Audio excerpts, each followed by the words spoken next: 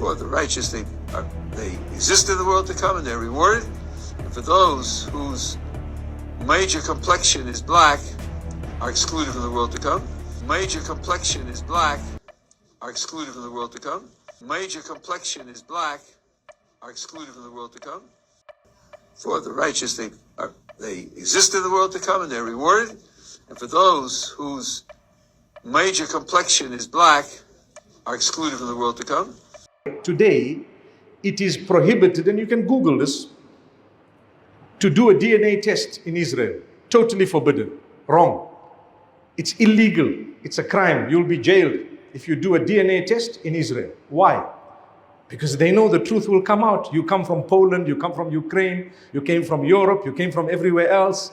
And they were the original Middle Eastern Jews who lived together with the Muslims and the Christians for centuries. For centuries. So what happened to a lot of the Jews? Here's another line of bullshit that I've seen banging around the crankiest parts of the internet, or the most anti-Semitic parts of the internet, saying that no, Ashkenazi Jews, they're not Jews. They are genetically derived from a nation that was formed sometime in, I think it's 700 or 800 AD in kind of the central part of what is today Russia. Show me the science. Show me the proof. If you can't, then just go away. But I understand you won't. I know you won't, because nobody ever does. All they do is say, I saw it on the internet, it's got to be true. But, okay, show me. Does having Jewish DNA determine your Jewish status? Great question. The answer is your Judaism is determined by your mother. If your mom's Jewish, you're Jewish according to traditional Judaism. Now, you could have a very high count of Jewish DNA, and that's awesome. That means you're connected to the Jewish people, but it doesn't necessarily mean you're Jewish. Don't forget, there are people that convert to Judaism and they have zero DNA and they're 100% Jewish. Well, there are two levels of discussion here. One is about the facts on the ground and what should be done with it. Turn to that in a minute. A second is questions of what terminology to use to describe what's happening. Here, you can decide that you are willing to live in a bubble as distinct from the entire world. You're free to do that.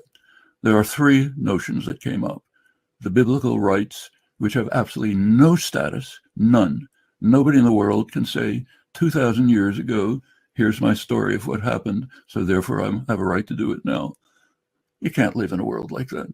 Nobody in the world ever makes such a claim. You want to make it, okay, but then just admit, I'm out of the world, distinct from the world.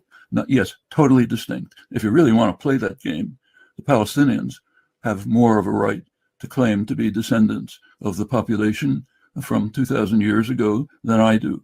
My ancestors probably come from the Caucasus. Their ancestors come from Palestine.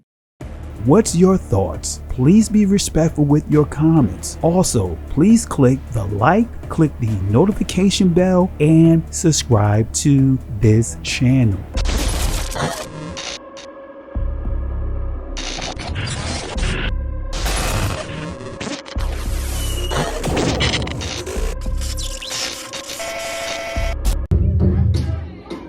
Listen, Genesis chapter 11 verse 10. Explains the genealogy of Shem. Shem was a black man in Africa.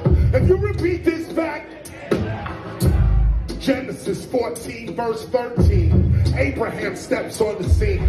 Being a descendant of Shem, which is a fact, means Abraham too was Abraham, born in the city of a black man, called Nimrod, grandson of Ham. Ham had 4 sons. One was named Canaan. Here, let me do some explaining. Abraham, Isaac was Jacob had 12 sons, for real, and these were the children of Israel. According to Genesis chapter 10, these were the children of Israel. According to Genesis chapter 10, these were the children of Israel. According to Genesis chapter 10.